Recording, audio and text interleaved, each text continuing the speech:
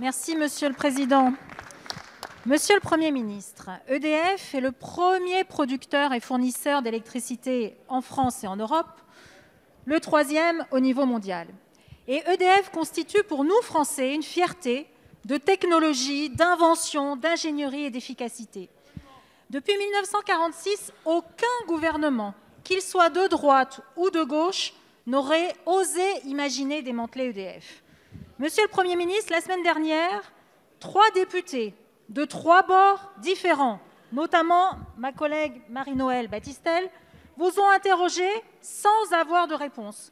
Je vous repose donc une question simple. Envisagez-vous, oui ou non, via le projet Hercule ou un autre, de couper EDF en 3, c'est-à-dire de la démanteler?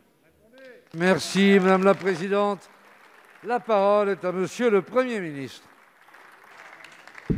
Monsieur le Président de l'Assemblée nationale, Mesdames et Messieurs les députés, Madame la Présidente Valérie Rabault, je tiens à préciser de la façon la plus solennelle à la représentation nationale que le gouvernement, loin d'avoir l'intention d'affaiblir ou de démanteler cette grande entreprise nationale qu'est EDF, entend bien au contraire l'adapter et lui donner les armes pour remplir sa mission historique. De quoi s'agit-il, Madame la Présidente? Pourrais-je par exemple commencer par évoquer la question de l'hydroélectricité, chère au cœur de beaucoup de parlementaires? Dois-je rappeler à l'Assemblée nationale que voilà plus de 12 ans que nous sommes en contentieux avec la Commission européenne sur ce sujet? Qui l'a réglé? Qui l'a réglé? Eh bien, nous allons le faire, Mesdames et Messieurs les députés. Et nous allons le faire au terme de discussions avec la Commission européenne qui permettra de conserver à EDF ses prérogatives en matière d'hydroélectricité. Nous devons aussi, Madame la Présidente, donner à EDF, qui, je vous le rappelle, est soumise à la concurrence d'autres entreprises au niveau européen. Nous devons lui donner les moyens de financer ces projets, de financer le mix énergétique, de continuer à investir dans les énergies renouvelables.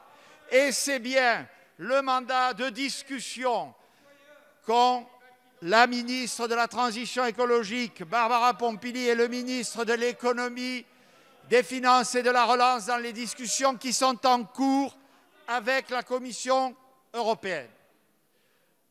Nous n'avons, je le répète, nullement l'intention de démanteler EDF, qui restera un grand groupe public. Les statuts des personnels des industries énergétiques et gazières sera préservé. C'est un engagement que je prends devant la représentation nationale. Je vous remercie. Madame la Présidente. Oui, Monsieur le Premier ministre, j'entends votre engagement, mais je pense qu'on va vous y aider. On va déposer une proposition de loi visant à créer un référendum d'initiative partagée pour empêcher la sécabilité d'EDF. Nous voulons que vous êtes gaullistes, nous devons maintenir EDF dans son intégrité. Il est hors de question de le découper, de le démanteler. Monsieur le Premier ministre, j'en appelle à l'ensemble des collègues, nous en appelons à l'ensemble des collègues, qui souhaitent maintenir EDF, qui souhaitent maintenir son intégrité, qui souhaitent faire en sorte que le fleuron que constitue EDF puisse continuer à vivre.